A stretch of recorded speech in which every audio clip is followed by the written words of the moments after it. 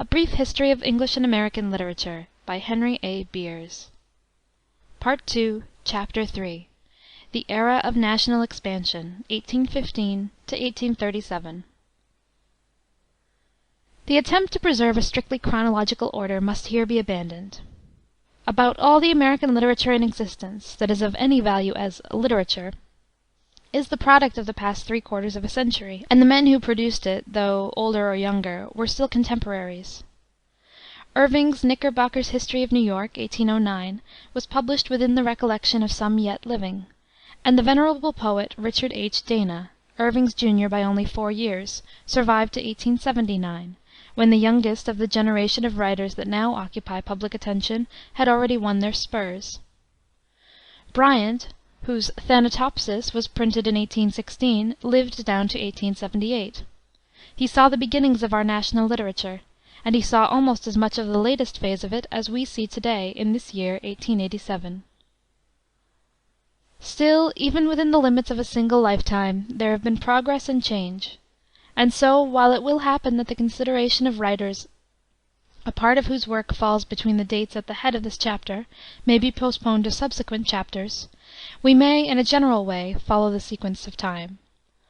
The period between the close of the Second War with England in 1815 and the great financial crash of 1837 has been called, in language attributed to President Monroe, the era of good feeling. It was a time of peace and prosperity, of rapid growth in population and rapid extension of territory.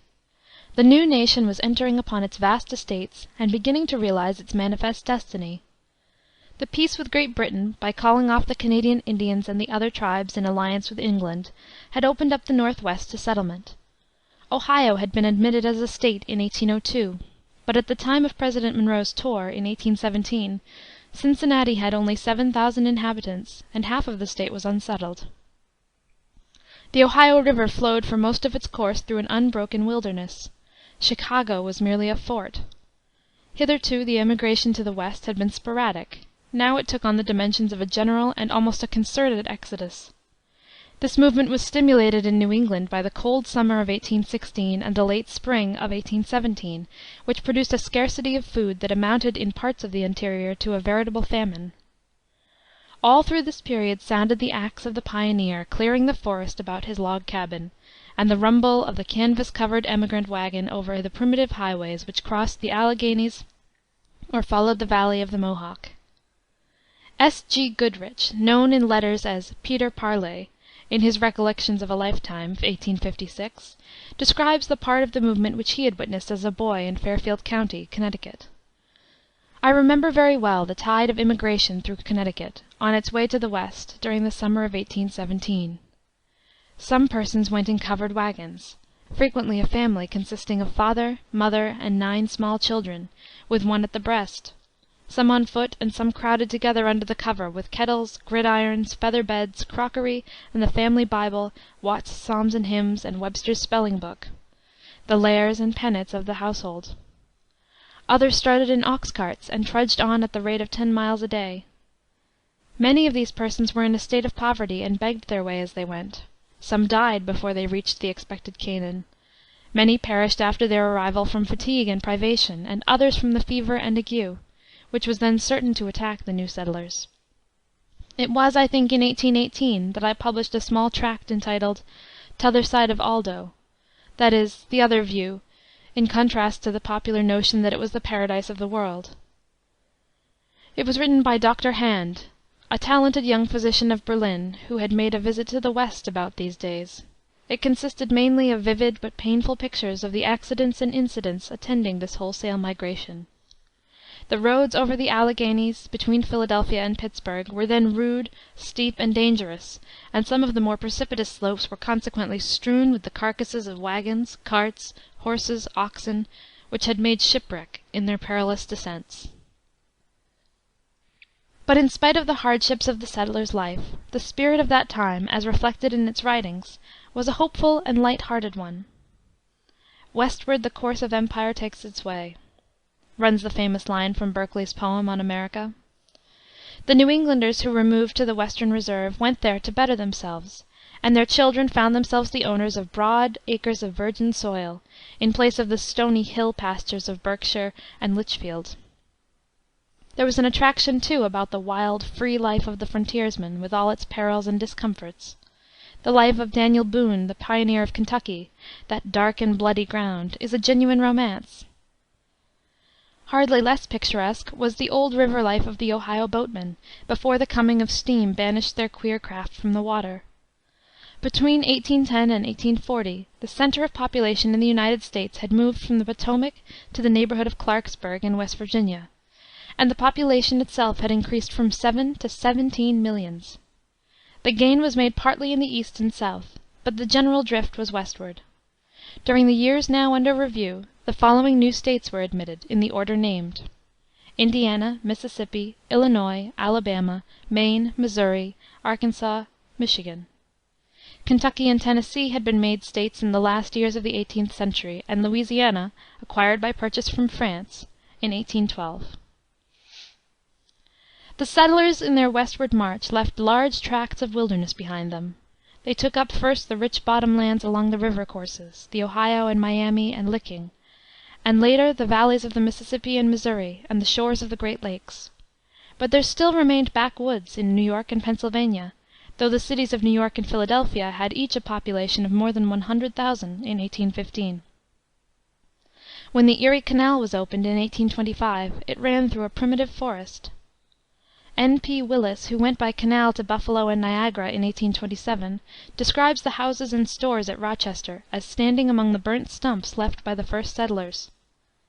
In the same year that saw the opening of this great waterway, the Indian tribes, numbering now about 130,000 souls, were moving across the Mississippi.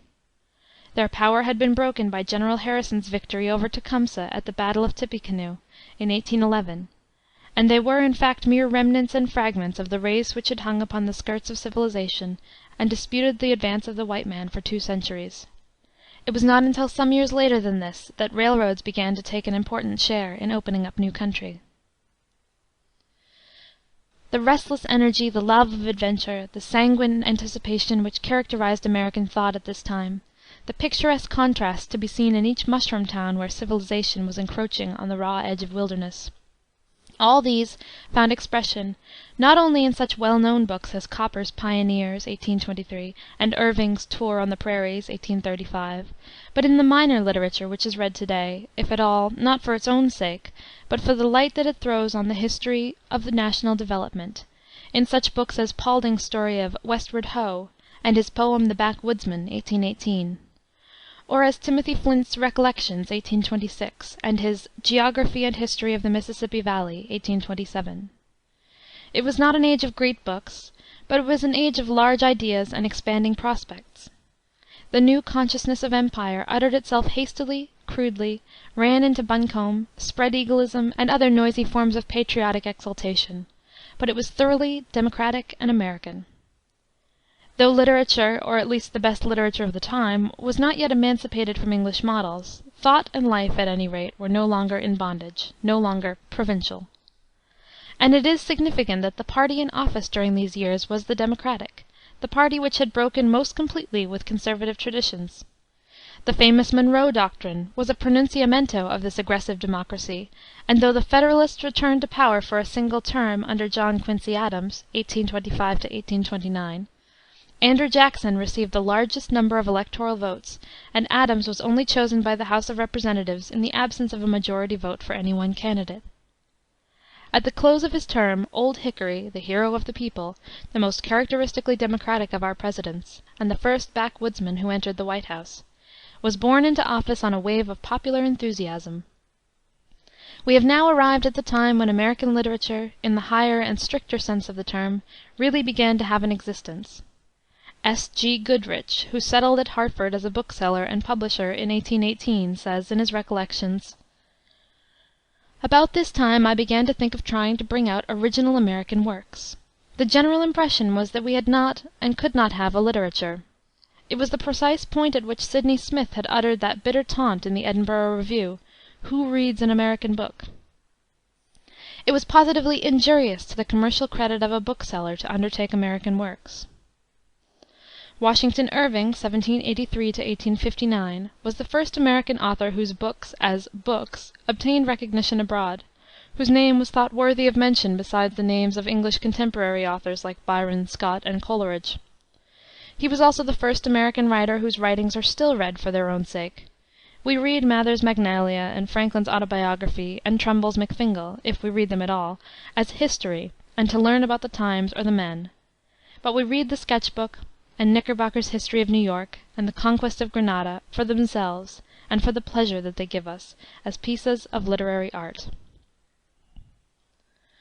We have arrived, too, at a time when we may apply a more cosmopolitan standard to the works of American writers, and may disregard many a minor author whose productions would have cut some figure had they come to light amid the poverty of our colonial age. Hundreds of these forgotten names, with specimens of their unread writings, are consigned to a limbo of immortality in the pages of Duyckinck's Cyclopedia and of Griswold's Poets of America and Prose Writers of America. We may select here for special mention, and as most representative of the thought of the time, the names of Irving, Cooper, Webster, and Channing. A generation was now coming upon the stage who could recall no other government in this country than the government of the United States, and to whom the Revolutionary War was but a tradition. Born in the very year of the peace, it was a part of Irving's mission, by the sympathetic charm of his writings and by the cordial recognition which he won in both countries, to allay the soreness which the Second War of 1812 1815 had left between England and America. He was well fitted for the task of mediator. Conservative by nature, early drawn to the venerable worship of the Episcopal Church, retrospective in his tastes, with a preference for the past and its historic associations, which, even in young America, led him to invest the Hudson and the region about New York with a legendary interest, he wrote of American themes in an English fashion, and interpreted to an American public the mellow attractiveness that he found in the life and scenery of Old England. He lived in both countries, and loved them both, and it is hard to say whether Irving is more of an English or of an American writer.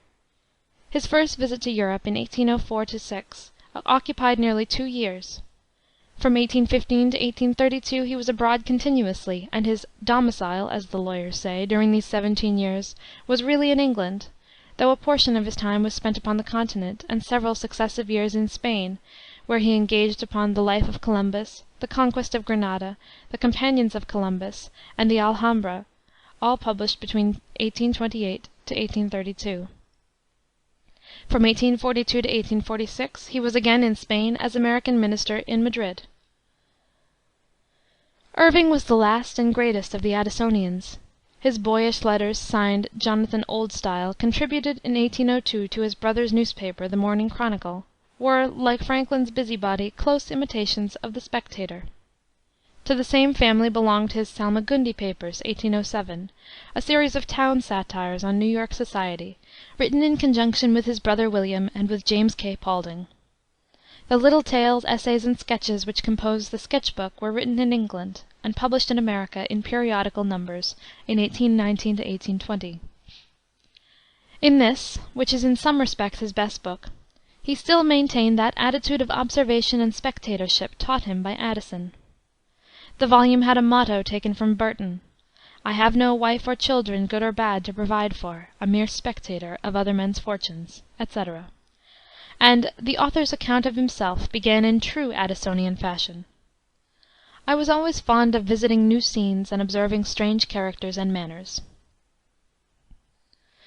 But though never violently American, like some later writers who have consciously sought to throw off the trammels of English tradition, Irving was in a real way original. His most distinct addition to our national literature was in his creation of what has been called the Knickerbocker legend. He was the first to make use, for literary purposes, of the old Dutch traditions which clustered about the romantic scenery of the Hudson. Colonel T. W. Higginson, in his History of the United States, tells how Mrs. Josiah Quincy, sailing up that river in 1786, when Irving was a child 3 years old, records that the captain of the sloop had a legend, either supernatural or traditional, for every scene, and not a mountain reared its head unconnected with some marvelous story. The material thus at hand Irving shaped into his Knickerbocker's History of New York, into the immortal story of Rip Van Winkle, and the legend of Sleepy Hollow, both published in the Sketch Book, and in later additions to the same realm of fiction, such as Dolph Heyliger in Bracebridge Hall, The Money Diggers, Wolfert Webber, and Kid the Pirate in The Tales of a Traveller, and in some of the miscellanies from the Knickerbocker Magazine collected into a volume in 1855 under the title of Wolfert's Roost. The book which made Irving's reputation was his Knickerbocker's History of New York, 1809, a burlesque chronicle making fun of the old Dutch settlers of New Amsterdam, and attributed by a familiar and now somewhat threadbare device to a little old gentleman named Diedrich Knickerbocker, whose manuscript had come into the editor's hands. The book was gravely dedicated to the New York Historical Society, and it is said to have been quoted as authentic history by a certain German scholar named Göhler, in a note on a passage in Thucydides. This story, though well vouched, is hard of belief, for Knickerbocker, though excellent fooling, has nothing of the grave irony of Swift in his Modest Proposal, or of Defoe in his Short Way with Dissenters. Its mock heroic intention is as transparent as in Fielding's parodies of Homer, which it somewhat resembles, particularly in the delightfully absurd description of the mustering of the clans under Peter Stuyvesant and the attack on the Swedish fort Christina. Knickerbocker's History of New York was a real addition to the comic literature of the world, a work of genuine humor, original and vital. Walter Scott said that it reminded him closely of Swift, and had touches resembling Sterne. It is not necessary to claim for Irving's little masterpiece a place beside Gulliver's Travels and Tristram Shandy, but it was, at least, the first American book in the lighter departments of literature which need no apology, and stood squarely on its own legs. It was written, too, at just the right time. Although New Amsterdam had become New York as early as 1664, the impress of its first settlers, with their quaint conservative ways, was still upon it when Irving was a boy. The descendants of the Dutch families formed a definite element not only in Manhattan, but all up along the quills of the Hudson, at Albany, at Schenectady, in Westchester County, at Hoboken and Communipaw, localities made familiar to him in many a ramble and excursion. He lived to see the little provincial town of his birth grow into a great metropolis, in which all national characteristics were blended together, and a tide of immigration from Europe and New England flowed over the old landmarks and obliterated them utterly. Although Irving was the first to reveal to his countrymen the literary possibilities of their early history, it must be acknowledged that with modern American life he had little sympathy. He hated politics, and in the restless democratic movement of the time, as we have described it, he found no inspiration. This moderate and placid gentleman, with his distrust of all kinds of fanaticism, had no liking for the Puritans or for their descendants, the New England Yankees, if we may judge from his sketch of Ichabod Crane in The Legend of Sleepy Hollow. His genius was reminiscent, and his imagination, like Scott's, was the historic imagination. In crude America his fancy took refuge in the picturesque aspects of the past, in survivals like the Knickerbocker Dutch and the Acadian peasants, whose isolated communities on the lower Mississippi he visited and described. He turned naturally to the ripe civilization of the Old World. He was our first picturesque tourist, the first American in Europe. He rediscovered England, whose ancient churches, quiet landscapes, memory-haunted cities, Christmas celebrations, and rural festivals had for him an unfailing attraction. With pictures of these, for the most part, he filled the pages of the Sketch Book and Bracebridge Hall, 1822. Delightful as are these English sketches, in which the author conducts his readers to Windsor Castle, or Stratford-on-Avon, or the Boar's Head Tavern, or sits beside him on the box of the old English stage-coach, or shares with him the Yuletide cheer at the ancient English country-house, their interest has somewhat faded. The pathos of the broken heart and the pride of the village, the mild satire of the art of book-making, the rather obvious reflections in Westminster Abbey, are not exactly to the taste of this generation. They are literature of leisure and retrospection, and already Irving's gentle elaboration, the refined and slightly artificial beauty of his style, and his persistently genial and sympathetic attitude have begun to pall upon readers who demand a more nervous and accented kind of writing. It is felt that a little roughness, a little harshness even, would give relief to his pictures of life. There is, for instance, something a little irritating in the old-fashioned courtliness of his manner toward women, and one reads with a certain impatience smoothly punctuated passages like the following: "As the vine, which has long twined its graceful foliage about the oak and been lifted by it into sunshine, will, when the hardy plant is rifted by the thunderbolt, cling round it with its caressing tendrils and bind up its shattered boughs, so it is beautifully ordered by Providence that woman, who is the mere dependent and ornament of man in his happier hours, should be his stay and solace when smitten with sudden calamity, winding herself into the rugged recesses of his nature, tenderly supporting the drooping head, and binding up the broken heart. Irving's gifts were sentiment and humor, with an imagination sufficiently fertile and an observation sufficiently acute to support these two main qualities, but inadequate to the service of strong passion or subtle thinking, though his pathos indeed sometimes reached intensity. His humor was always delicate and kindly, his sentiment never degenerated into sentimentality. His diction was graceful and eloquent, too elegant perhaps, and in his modesty he attributed the success of his books in England to the astonishment of Englishmen that an American could write good English. In Spanish history and legend Irving found a still newer and richer field for his fancy to work upon. He had not the analytic and philosophical mind of a great historian, and the merits of his Conquest of Granada and Life of Columbus are rather belletristisch than scientific. But he brought to these undertakings the same eager love of the romantic past which had determined the character of his writings in America and England, and the result, whether we call it history or romance, is at all events charming as literature. His Life of Washington, completed in 1859, was his magnum opus, and is accepted as standard authority. Mahomet and his Successors, 1850, was comparatively a failure. But of all Irving's biographies, his Life of Oliver Goldsmith, 1849, was the most spontaneous and perhaps the best. He did not impose it upon himself as a task, but wrote it from a native and loving sympathy with his subject, and it is, therefore, one of the choicest literary memoirs in the language. When Irving returned to America in 1832, he was the recipient of almost national honors. He had received the medal of the Royal Society of Literature and the degree of D.C.L. from Oxford University, and had made American literature known and respected abroad. In his modest home at Sunnyside, on the banks of the river over which he had been the first to throw the witchery of poetry and romance, he was attended to the last by the admiring affection of his countrymen. He had the love and praises of the foremost English writers of his own generation and the generation which followed, of Scott, Byron, Coleridge, Thackeray, and Dickens, some of whom had been among his personal friends.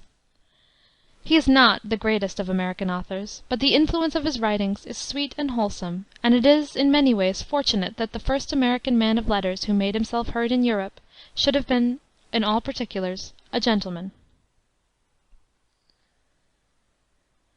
Connected with Irving, at least by name and locality, were a number of authors who resided in the city of New York, and who are known as the Knickerbocker writers, perhaps because they were contributors to Knickerbocker Magazine. One of these was James K. Paulding, a connection of Irving by marriage, and his partner in the Salmagundi papers. Paulding became Secretary of the Navy under Van Buren, and lived down to the year 1860. He was a voluminous author, but his writings had no power of continuance, and are already obsolete, with the possible exception of his novel, The Dutchman's Fireside, 1831. A finer spirit than Paulding was Joseph Rodman Drake, a young poet of great promise, who died in 1820 at the age of 25. Drake's patriotic lyric, The American Flag, is certainly the most spirited thing of the kind in our poetic literature, and greatly superior to such national anthems as Hail Columbia and the Star-Spangled Banner. His Culprit Fay, published in 1819, was the best poem that had yet appeared in America, if we except Bryant's Thanatopsis, which was 3 years the elder. The Culprit Fay was a fairy story in which, following Irving's lead, Drake undertook to throw the glamour of poetry about the highlands of the Hudson. Edgar Poe said that the poem was fanciful rather than imaginative, but it is prettily and even brilliantly fanciful, and has maintained its popularity to the present time. Such verse as the following, which seems to show that Drake had been reading Coleridge's Christabel, published 3 years before, was something new in American poetry. The winds are whist and the owl is still, the bat in the shelvy rock is hid, and naught is heard on the lonely hill but the cricket's chirp and the answer shrill of the gauze-winged katydid, and the plaint of the wailing whippoorwill. Who moans unseen and ceaseless sings ever a note of wail and woe, till morning spreads her rosy wings, and earth and sky in her glances glow. Here we have, at least, the whippoorwill, an American bird, and not the conventional lark or nightingale, although the elves of the Old World seem scarcely at home on the banks of the Hudson. Drake's memory has been kept fresh not only by his own poetry, but by the beautiful elegy written by his friend Fitz-Greene Halleck, the first stanza of which is universally known: "Green be the turf above thee, friend of my better days; none knew thee but to love thee, nor named thee but to praise." Halleck was born in Guilford, Connecticut, whither he retired in 1849, and resided there till his death in 1867. But his literary career is identified with New York. He was associated with Drake in writing the Croker Papers, a series of humorous and satirical verses contributed in 1814 to the Evening Post. These were of a merely local and temporary interest, but Halleck's fine ode, Marco Bozzaris, though declaimed until it has become hackneyed, gives him a sure title to a remembrance, and his Alnwick Castle, a monody, half serious and half playful, on the contrast between feudal associations and modern life, has much of that pensive lightness which characterizes Praed's best vers de société. A friend of Drake and Halleck was James Fenimore Cooper (1789 1851), the first American novelist of distinction, and, if a popularity which has endured for nearly three-quarters of a century is any test, still the most successful of all American novelists. Cooper was far more intensely American than Irving, and his books reached an even wider public. "They are published as soon as he produces them," said Morse the electrician in 1833, "in 34 different places in Europe. They have been seen by American travelers in the languages of Turkey and Persia, in Constantinople, in Egypt, at Jerusalem, at Isfahan." Cooper wrote altogether too much. He published, besides his fictions, a naval history of the United States, a series of naval biographies, works of travel, and a great deal of controversial matter. He wrote over 30 novels, the greater part of which are little better than trash, and tedious trash at that. This is especially true of his Tendenz novels and his novels of society. He was a man of strongly marked individuality, fiery, pugnacious, sensitive to criticism, and abounding in prejudices. He was embittered by the scurrilous attacks made upon him by a portion of the American press, and spent a great deal of time and energy in conducting libel suits against the newspapers. In the same spirit he used fiction as a vehicle for attack upon the abuses and follies of American life. Nearly all of his novels, written with this design, are worthless. Nor was Cooper well equipped by nature and temperament for depicting character and passion in social life. Even in his best romances, his heroines and his leading juveniles, to borrow a term from the amateur stage, are insipid and conventional. He was no satirist, and his humor was not of a high order. He was a rapid and uneven writer, and, unlike Irving, he had no style. Where Cooper was great was in the story, in the invention of incidents and plots, in a power of narrative and description in tales of wild adventure which keeps the reader in breathless excitement to the end of the book. He originated the novel of the sea and the novel of the wilderness. He created the Indian of literature, and in this, his peculiar field, although he has had countless imitators, he has had no equals. Cooper's experiences had prepared him well for the kingship of this new realm in the world of fiction. His childhood was passed on the borders of Otsego Lake, when central New York was still a wilderness, with boundless forests stretching westward, broken only here and there by the clearings of the pioneers. He was taken from college, Yale, when still a lad, and sent to sea in a merchant vessel before the mast. Afterward he entered the navy and did duty on the high seas and upon Lake Ontario, then surrounded by virgin forests. He married and resigned his commission in 1811, just before the outbreak of the war with England, so that he missed the opportunity of seeing active service in any of those engagements on the ocean and our Great Lakes which were so glorious to American arms. But he retained an active interest in naval affairs. His first successful novel was The Spy, 1821, a tale of the Revolutionary War, the scene of which was laid in Westchester County, New York, where the author was then residing. The hero of this story, Harvey Burch, was one of the most skillfully drawn figures on his canvas. In 1823 he published The Pioneers, a work somewhat overladen with description, in which he drew for material upon his boyish recollections of frontier life at Cooperstown. This was the first of the series of 5 romances known as the Leather Stocking Tales. The others were The Last of the Mohicans, 1826, The Prairie, 1827, The Pathfinder, 1840, and The Deerslayer, 1841. The hero of this series, Natty Bumppo, or Leatherstocking, was Cooper's one great creation in the sphere of character, his most original addition to the literature of the world in the way of a new human type.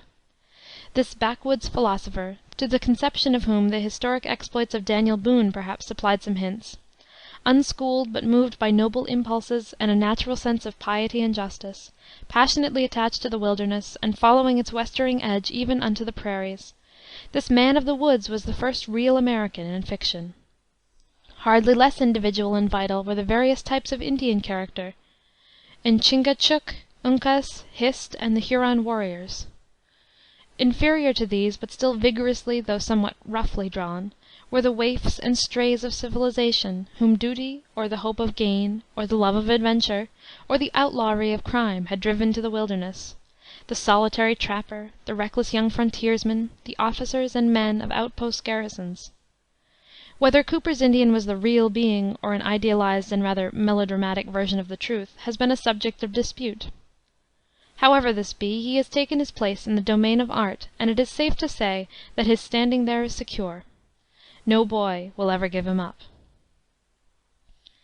Equally good with the Leatherstocking novels, and especially national, were Cooper's Tales of the Sea, or at least the two best of them, The Pilot, 1823, founded upon the daring exploits of John Paul Jones, and The Red Rover, 1828. But here, though Cooper still holds the sea, he has had to admit competitors, and Britannia, who rules the waves in song, has put in some claim to a share in the domain of nautical fiction, in the persons of Mr. W. Clark Russell and others. Though Cooper's novels do not meet the deeper needs of the heart and the imagination, their appeal to the universal love of a story is perennial. We devour them when we are boys, and if we do not often return to them when we are men, that is perhaps only because we have read them before, and know the ending. They are good yarns for the forecastle and the camp fire, and the scholar in his study, though he may put the Deerslayer or the Last of the Mohicans away on the top shelf, will take it down now and again, and sit up half the night over it.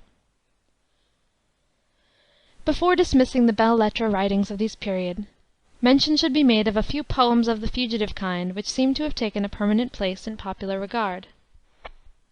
John Howard Payne, a native of Long Island, a wandering actor and playwright who died American consul at Tunis in 1852, wrote about 1820 for Covent Garden Theatre an opera entitled Clary, the libretto of which include the now famous song of Home, Sweet Home. Its literary pretensions were of the humblest kind, but it spoke a true word which touched the Anglo-Saxon heart in its tenderest spot, and being happily married to a plaintive air, was sold by the 100,000, and is evidently destined to be sung forever. A like success has attended the Old Oaken Bucket, composed by Samuel Woodworth, a printer and journalist from Massachusetts, whose other poems, of which two collections were issued in 1818 and 1826, were soon forgotten. Richard Henry Wilde, an Irishman by birth, a gentleman of scholarly tastes and accomplishments, who wrote a great deal on Italian literature, and sat for several times in Congress as representative of the State of Georgia, was the author of the favorite song, My Life is Like the Summer Rose. Another Southerner, and a member of a distinguished Southern family, was Edward Coate Pinckney, who served 9 years in the navy and died in 1828, at the age of 26, having published in 1825 a small volume of lyrical poems which had a fire and grace uncommon at the time in American verse. One of these, A Health, beginning, I fill this cup to one made up of loveliness alone, though perhaps somewhat overpraised by Edgar Poe, has rare beauty of thought and expression. John Quincy Adams, 6th President of the United States, 1825-29, was a man of culture and literary tastes. He published his lectures on rhetoric delivered during his tenure of the Boylston Professorship at Harvard in 1806-1809. He left a voluminous diary, which has been edited since his death in 1848, and among his experiments in poetry is one of considerable merit, entitled The Wants of Man, an ironical sermon on Goldsmith's text. Man wants but little here below, nor wants that little long. As this poem is a curiously close anticipation of Dr. Holmes's Contentment, so the very popular ballad Old Grimes, written about 1818 by Albert Gorton Greene, an undergraduate of Brown University in Rhode Island, is in some respects in anticipation of Holmes's quaintly pathetic Last Leaf. The political literature and public oratory of the United States during this period, although not absolutely of less importance than that which preceded and followed the Declaration of Independence and the adoption of the Constitution, demands less relative attention in a history of literature by reason of the growth of other departments of thought. The age was a political one, but no longer exclusively political. The debates of the time centered about the question of states' rights, and the main forum of discussion was the old Senate chamber, then made illustrious by the presence of Clay, Webster, and Calhoun. The slavery question which had threatened trouble was put off for a while by the Missouri Compromise of 1820, only to break more fiercely in the debates of the Wilmot Proviso and the Kansas and Nebraska Bill. Meanwhile the abolition movement had been transferred to the press and the platform. Garrison started his Liberator in 1830, and the Anti-Slavery Society was founded in 1833. The Whig party, which had inherited the constitutional principles of the old Federal party, advocated internal improvements at national expense and a high protective tariff. The State Rights party, which was strongest at the South, opposed these views, and in 1832 South Carolina claimed the right to nullify the tariff imposed by the general government. The leader of this party was John Caldwell Calhoun, a South Carolinian, who in his speech in the United States Senate on February 13, 1832, on nullification and the Force Bill, set forth most authoritatively the Carolina doctrine. Calhoun was a great debater, but hardly a great orator. His speeches are the arguments of a lawyer and a strict constitutionalist, severely logical, and with a sincere conviction in the soundness of his case. Their language is free from bad rhetoric, the reasoning is cogent, but there is an absence of emotion and imagination. They contain few quotable things, and no passages of commanding eloquence, such as strew the orations of Webster and Burke. They are not, in short, literature. Again, the speeches of Henry Clay of Kentucky, the leader of the Whigs, whose persuasive oratory is a matter of tradition, disappoint in the reading. The fire has gone out of them. Not so with Daniel Webster, the greatest of American forensic orators, if indeed he be not the greatest of all orators who have used the English tongue. Webster's speeches are of the kind that have power to move after the voice of the speaker is still. The thought and the passion in them lay hold on feelings of patriotism more lasting than the issues of the moment. It is indeed true of Webster's speeches, as of all speeches, that they are known to posterity more by single brilliant passages than as wholes. In oratory the occasion is of the essence of the thing, and only those parts of an address which are permanent and universal in their appeal take their place in literature. But of such detachable passages there are happily many in Webster's orations. One great thought underlay all his public life, the thought of the Union of American nationality. What in Hamilton had been a principle of political philosophy had become in Webster a passionate conviction. The Union was his idol, and he was intolerant of any faction which threatened it from any quarter, whether the nullifiers of South Carolina or the abolitionists of the North. It is this thought which gives grandeur and elevation to all his utterances, and especially to the wonderful peroration of his reply to Hayne on Mr. Foote's resolution touching the sale of the public lands, delivered in the Senate on January 26, 1830, whose closing words, "Liberty and Union, now and forever, one and inseparable," became the rallying cry of a great cause. Similar in sentiment was his famous speech of March 7, 1850, on the Constitution and the Union, which gave so much offense to the extreme anti-slavery party, who held with Garrison that a constitution which protected slavery was a league with death and a covenant with hell. It is not claiming too much for Webster to assert that the sentences of these and other speeches, memorized and declaimed by thousands of schoolboys throughout the North, did as much as any single influence to train up a generation in hatred of secession, and to send into the fields of the Civil War armies of men animated with the stern resolution to fight till the last drop of blood was shed, rather than allow the Union to be dissolved. The figure of this great senator is one of the most imposing in American annals. The masculine form of his personality impressed itself upon men of a very different stamp, upon the unworldly Emerson, and upon the captious Carlyle, whose respect was not willingly accorded to any contemporary, much less to a representative of American democracy. Webster's looks and manner were characteristic. His form was massive, his skull and jaw solid, the under lip projecting, and the mouth firmly and grimly shut. His complexion was swarthy, and his black, deep-set eyes under shaggy brows glowed with a smoldering fire. He was rather silent in society, His delivery in debate was grave and weighty, rather than fervid. His oratory was massive and sometimes even ponderous. It may be questioned whether an American orator of to-day, with intellectual abilities equal to Webster's, if such a one there were, would permit himself the use of sonorous and elaborate pictures like the famous period which follows: "On this question of principle, while actual suffering was yet afar off, they raised their flag against a power, to which, for purposes of foreign conquest and subjugation, Rome in the height of her glory is not to be compared. A power which is dotted over the surface of the whole globe with her possessions and military posts, whose morning drum beat, following the sun and keeping company with the hours, circles the earth with one continuous and unbroken strain of the martial airs of England." The secret of this kind of oratory has been lost. The present generation distrusts rhetorical ornament, and likes something swifter, simpler, and more familiar in its speakers. But everything, in declamation of this sort, depends on the way in which it is done. Webster did it supremely well. A smaller man would merely have made buncombe of it. Among the legal orators of the time, the foremost was Rufus Choate, an eloquent pleader, and, like Webster, a United States senator from Massachusetts. Some of his speeches, though excessively rhetorical, have literary quality, and are nearly as effective in print as Webster's own. Another Massachusetts orator, Edward Everett, who in his time was successively professor in Harvard College, Unitarian minister in Boston, editor of the North American Review, member of both houses of Congress, minister to England, governor of his state, and president of Harvard, was a speaker of great finish and elegance.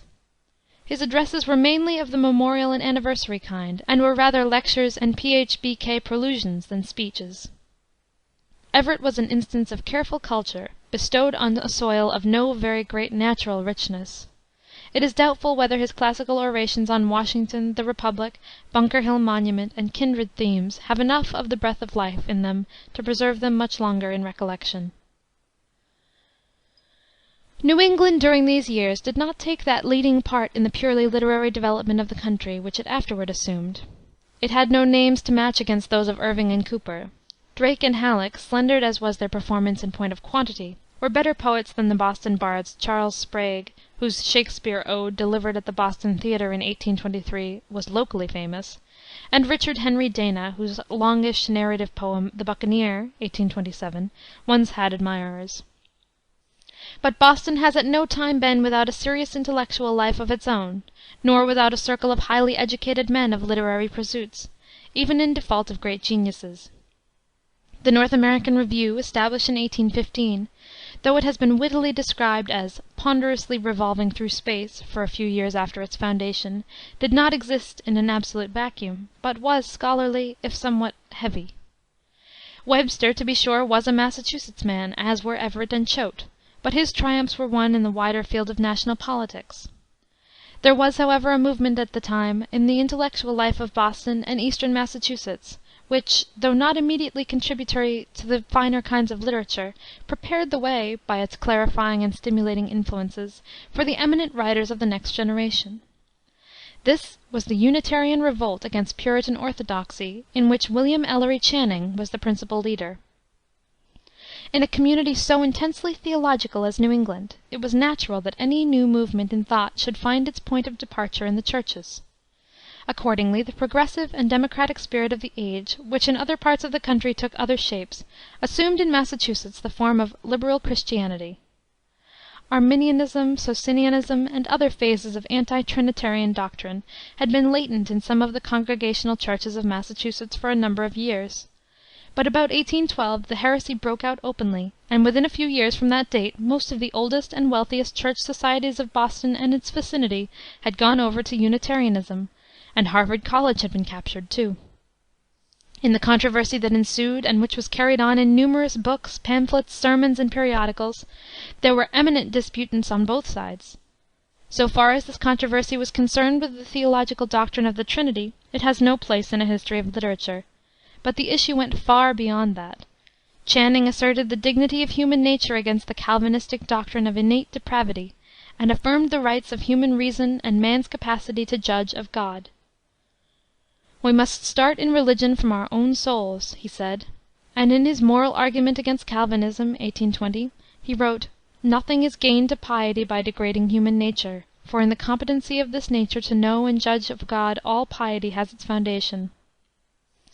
In opposition to Edward's doctrine of necessity, he emphasized the freedom of the will. He maintained that the Calvinistic dogmas of original sin, foreordination, election by grace, and eternal punishment were inconsistent with the divine perfection, and made God a monster.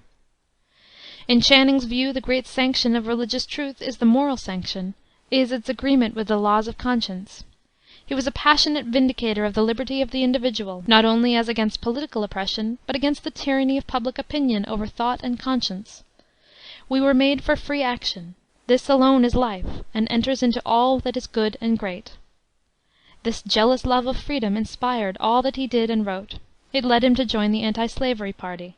It expressed itself in his elaborate arraignment of Napoleon in the Unitarian organ, the Christian Examiner, for 1827–28, in his Remarks on Associations, and his paper on the Character and Writings of John Milton, 1826.